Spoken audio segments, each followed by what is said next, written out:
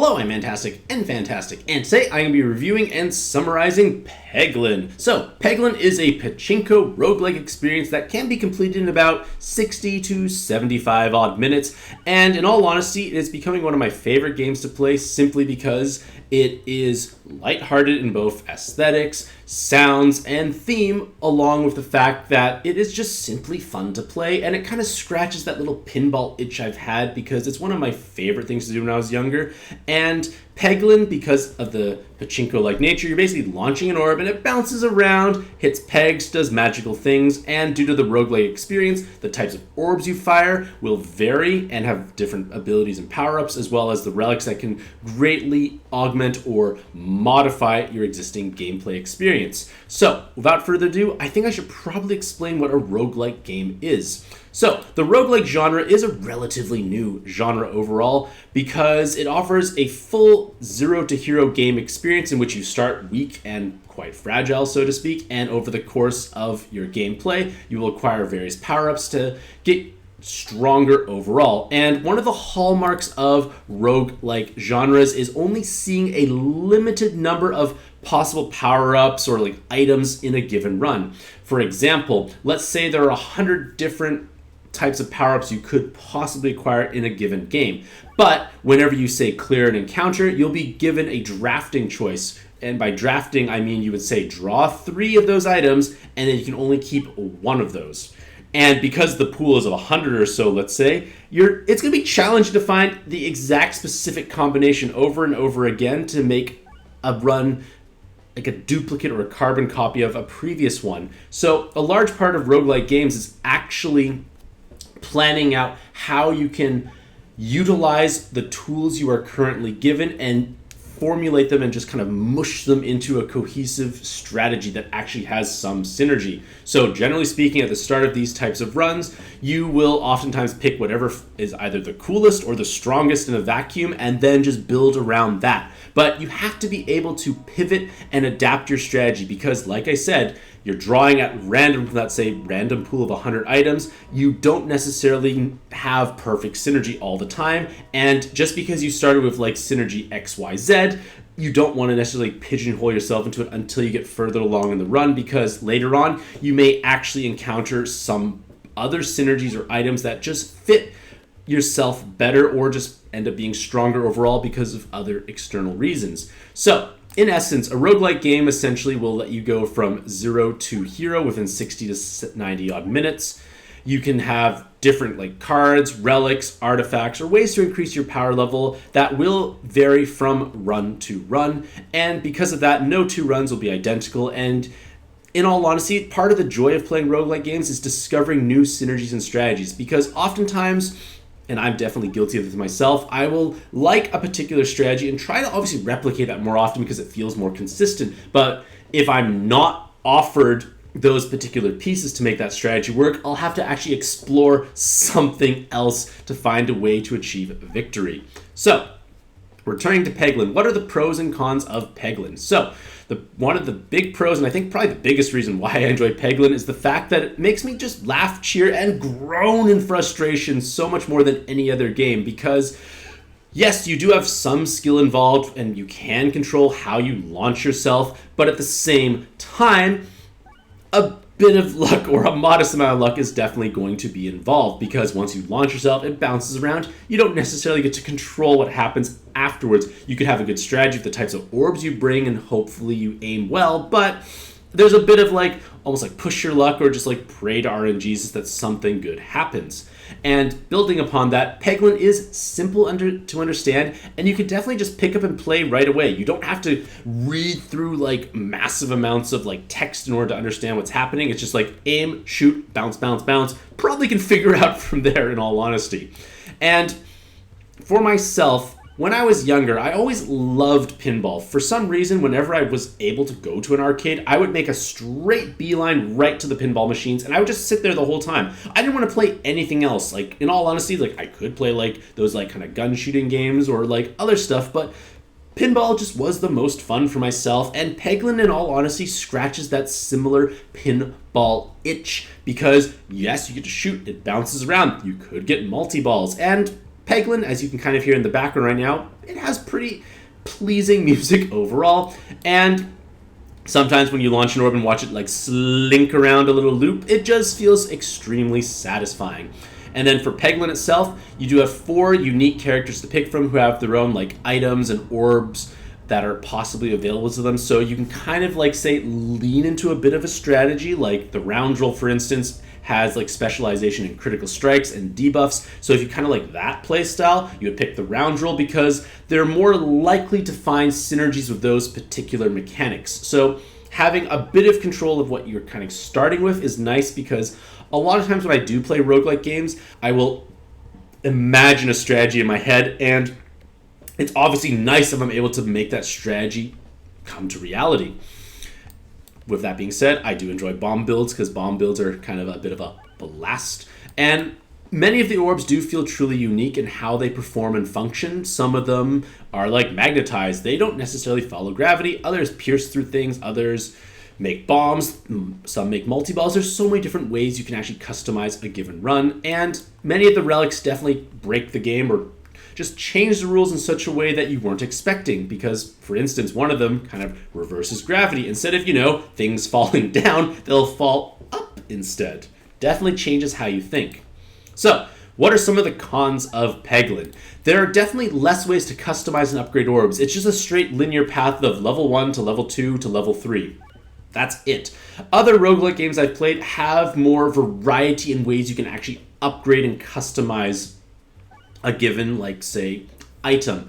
In the case of, like, say, like, Across the Obelisk, you can upgrade cards in 2 different branches to, like, modify what you want to do. Monster Train, you basically have, like, cards with 2 upgrade slots. You just slot in various different upgrades, and you can highly customize a given card. Peglin is a bit flat in those regards, but perhaps that's because they're just kind of chasing that simplistic idea, so to speak, because they're not trying to overwhelm you with choices. It's not supposed to be a complicated, difficult to play game. It's just like, I have a level 1 orb, let's make it stronger. Go to level 2. Some people can definitely see that as a con, but it could also be a bit of a pro almost.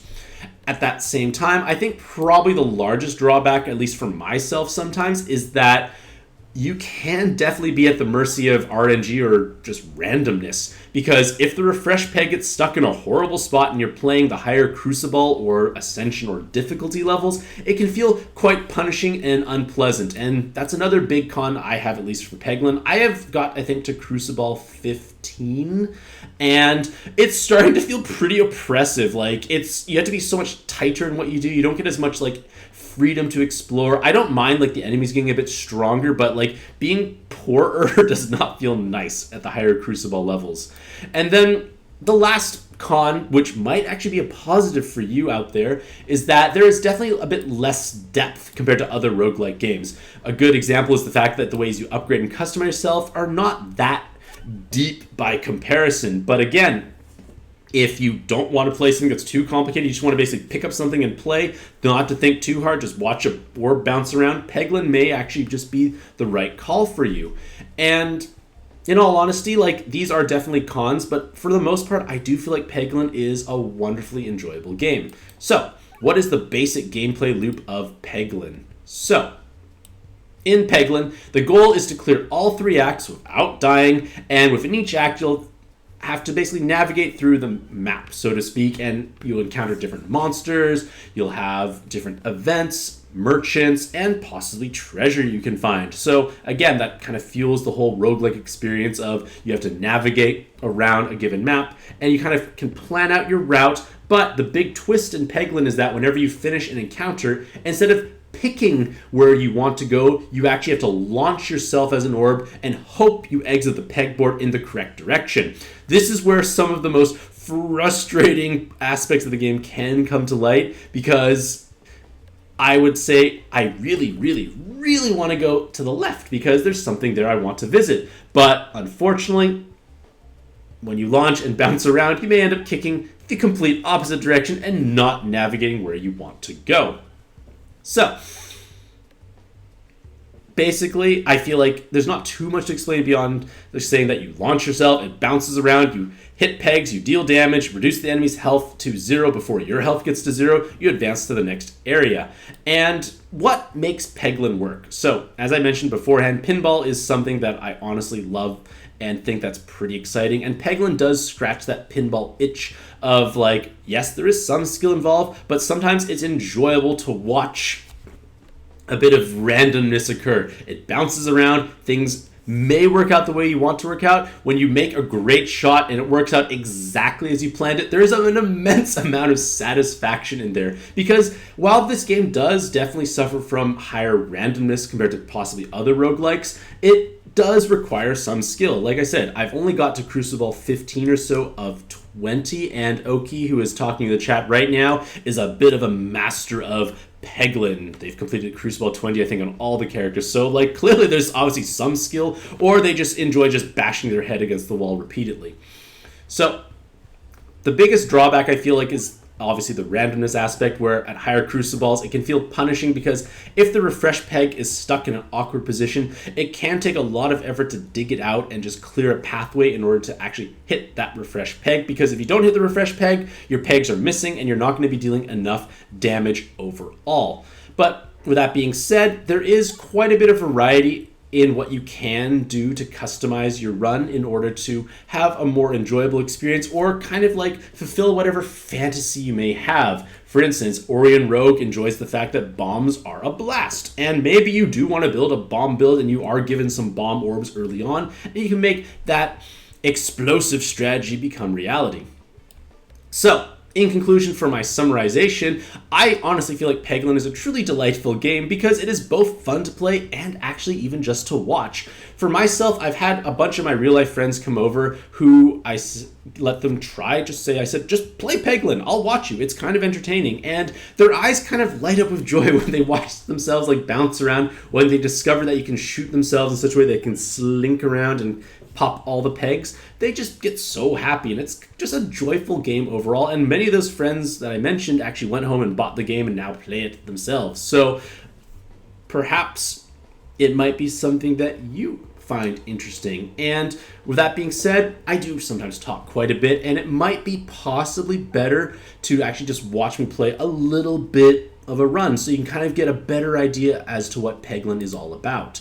So let's transition into this other screen here, and we shall start a new game just so you get an idea. So I like playing the round roll at this point in time, and they just enjoy applying debuffs with their special relic. So each character has a different starting relic. You can adjust the crucible levels to have various difficulties. So you can find the number that works best for you. And all of these drawbacks or penalties from the crucible level stack with each other. So when I get to 7, I get all of these wonderful things happening at the same time. But I can't go to 8 until I actually win on 7. So we're just going to start playing. At the start of a round, you get to acquire a random relic from the pool of relics. And this is what the drafting phase looks like, so to speak. You are given option as to what you can pick up to kind of customize your run. I enjoy super boots because healing is great. Healing is important because remember, the run is over if your life is ever reduced to 0. So this one is heal 1 for every peg popped, activated while successfully navigating after a battle. So let's begin. This is the map. Like a Plinko machine, you are basically going down. So that's why you start at the top of the map. And the skulls are regular encounters or fights. So let's take a look-see here. I have a bunch of pebbles. Pebbles are like the worst orb, at least until you get to higher levels. They do 2 regular damage. So if I were to hit a peg, I would do 2 damage and start chipping away at this bloblet's 70 health. However, if I hit this yellow exclamation mark, all my damage will retroactively become 3 per peg popped. Furthermore, these pegs with this yellow in the middle are money, and you only collect money by popping pegs and playing well. So I'm going to aim, and I'm going to launch, and I'm going to just hope it bounces around. Oh, I hit the refresh at the bottom somehow. That green R, that was a terrible shot. Great start, me. That green R, if you hit that, it will put back all the pegs, but not the money within the peg itself. So, I keep refreshing. I want to eventually hit these bombs at some point, or not. But if you hit a bomb twice, so the first bomb you hit will light the fuse. The second time you hit the bomb, it will fire off. It will detonate and do various amounts of damage to enemies, starting at 50, depending on the difficulty, but it gets worse and worse at higher levels. I am doing a terrible job hitting enemies, though. I don't even want to shoot this next orb here, even though it could be great, because it actually has some text effect. Mostly because it only does 1 damage, and I don't think I'm going to hit that yellow exclamation mark. So I can discard that orb, and I can launch this one again, hopefully dealing enough damage. And the debuffs I applied actually will pierce through and hit the things behind, because normally you can't actually... I'm going to bounce and hit this thing here, yeah. Normally you only hit the first enemy you encounter. So that's going to hit the bomb. Whee! So it hit the bomb, and then it does 50 damage to all enemies. And then I just launch my pebble at that bat, and it's almost dead. I haven't taken any damage yet. I just took some... Of course, as I say, I haven't taken any damage. It ends up whacking me. So basically, you shoot stuff, and then the enemies take a turn, which involves them walking towards you. And then, if they're close enough, they attack you. So that's exactly what the bat did. And if I ever run out of orbs in my satchel, so to speak, I have to reload, which is why it attacked me. Because whenever you reload, the enemies take a free turn where you just sit there reloading, and they take their action. So if you notice here, like you see on my pegs, they're disappeared. Like, they're just not here anymore. But if I hit this green R, it'll put back my pegs. And I like that.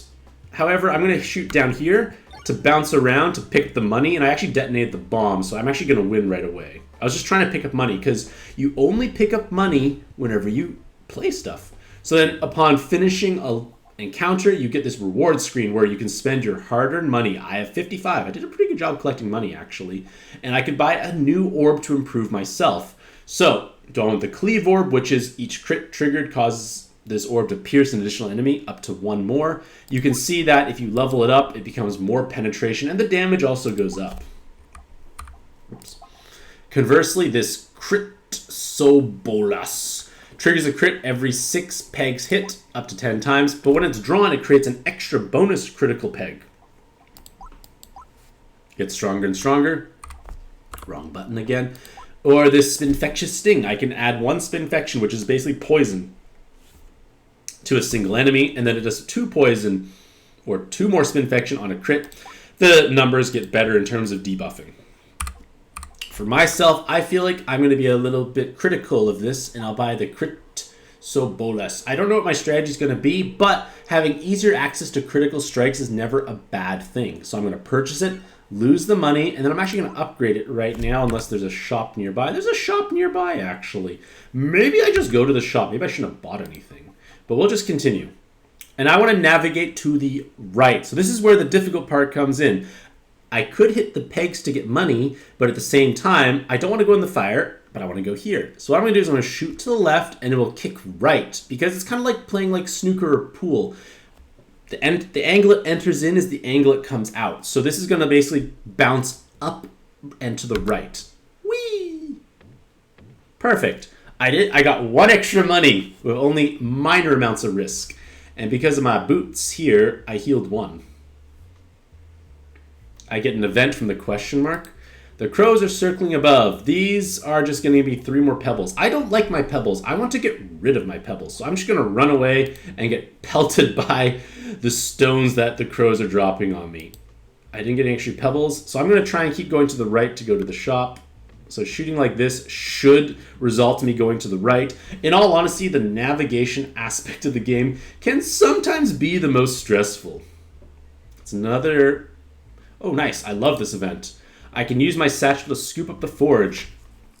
So I'll narrate it out. You find a forge, hot and ready to smelt, yet oddly unattended. You think that you could use it, but your little Peglin hands aren't made to handle the heat. I can use my satchel to scoop up the forge. I get a special relic. And this relic is whenever I add an upgradable orb to my deck, it comes upgraded for free once, and I take 6 damage. But because I heal, I'm okay with that. So I guess buying that previous orb may have not been the best choice.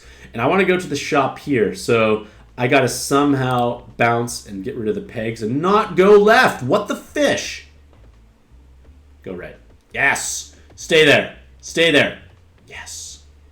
Not a stressful game whatsoever, ladies and gentlemen. I go to the shop, but I don't have much money. I can just remove a pebble for 30.